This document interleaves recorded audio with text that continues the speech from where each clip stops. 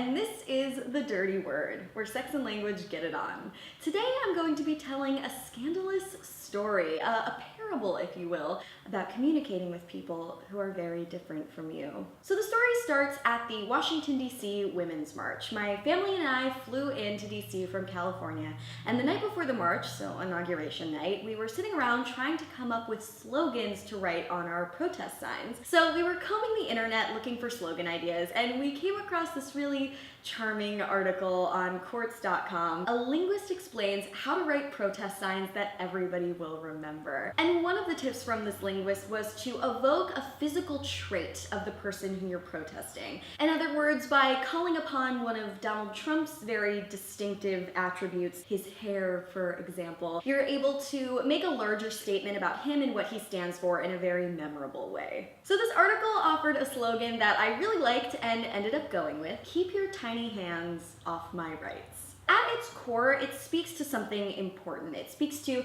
maintaining my rights to free speech and freedom of the press, freedom to organize, my right to being seen as equal under the eyes of the law, but it also made this gentle dig at Donald Trump's famously tiny hands, and I quite liked that. So the day of the march, everybody loved this slogan. People all over were complimenting it and asking to take photos of it, except then this happened. One of the women whom I was marching with was my mom's best childhood friend, who had driven up to DC from Louisiana, where she lives in one of the whitest, most conservative and religious parishes in the state. She takes a photo of me holding my sign. I will display it here, and posts it on Facebook for all of her religious, conservative, southern internet friends to see. Unsurprisingly, they did not take very kindly to this sign, and a flood of negative Facebook comments started rolling in. Now, I am not one to engage in senseless internet negativity. I'm really not, but at the end of this march, I was feeling, a little bit riled up, a little bit confrontational, so I decided to give these comments a look. And trust me when I say I was absolutely shocked by what some of these people had written. I'm gonna read you some of the comments now. So a guy named Bob says, I understand her thoughts, but I must fight for the right of the babies in the wombs. It's a fundamental part of my faith. A woman named Veronica says, if you don't get knocked up, young lady, there won't be any tiny hands for you to have to kill. And a man named Daniel says, keep your legs closed or make sure the guy wears a condom. Easy as that. Don't want the baby, don't make the rest of us have to pay for you to get that abortion. Go home and do it yourself.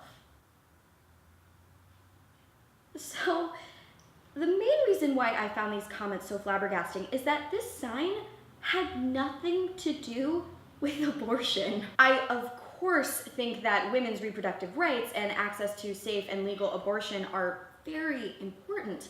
But as I mentioned, as I was writing this sign, I was thinking about free speech, like literally the rights in the Bill of Rights. All of which, may I add, are under threat in the current administration. I just found it truly appalling that these strangers saw a photo of a woman talking about her rights and instantly reduced me to a uterus with legs, as if my entire worth depends on whether or not I'm having babies or getting an abortion. So I got pissed and I started responding to these people, letting them know how dehumanizing I found it that they automatically assumed I was talking about abortion. I thought this all made perfect sense. But then, in response to my responses, a woman left a comment on this photo that completely stopped me in my tracks. She said, if your sign isn't about abortion, then who are the little hands that you're referring to? And I said, Trump's, obviously. And she said, no, it is not obvious. The little hands of babies was my first thought. What? All of these commenters from conservative Louisiana thought I was talking about the tiny hands of an unborn fetus. Oh my word, first off, there are so many things wrong with this logic. Why would I address my sign to an unborn fetus? Unborn fetuses can not read my sign, they also have no control over my rights. Not to mention, I was at a march entirely aimed at protesting Trump's agenda. Plus, Trump is known far and wide for having freakishly tiny hands. So, using context clues, you'd think it'd be pretty obvious that my sign was about Trump, not an unborn fetus, which, by the way, would be a really, really creepy sign. But then, believe it or not, these people's interpretation of my sign actually started to make sense to me, because it reminded me of something I learned about studying linguistics, the concept of ambiguity.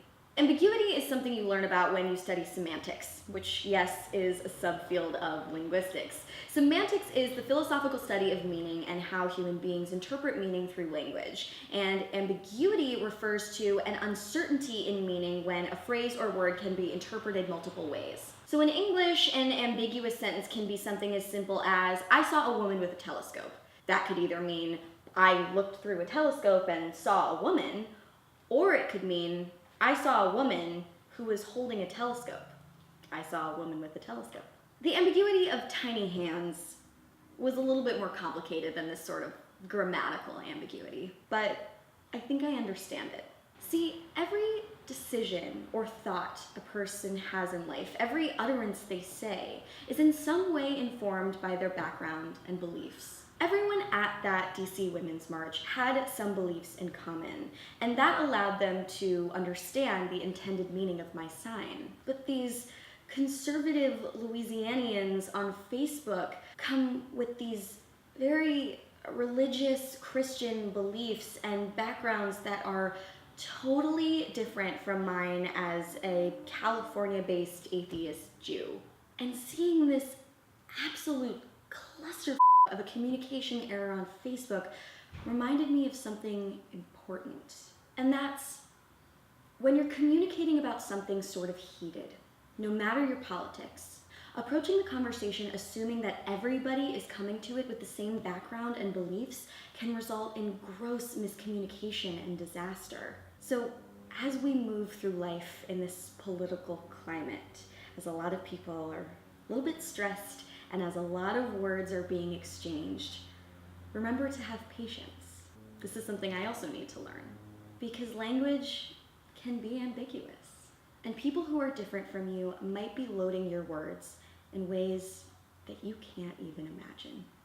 Thank you all so much for watching this episode of The Dirty Word, and I would love to hear from you. Tell me in the comments about a time when your words were wildly misinterpreted. And remember, stay dirty.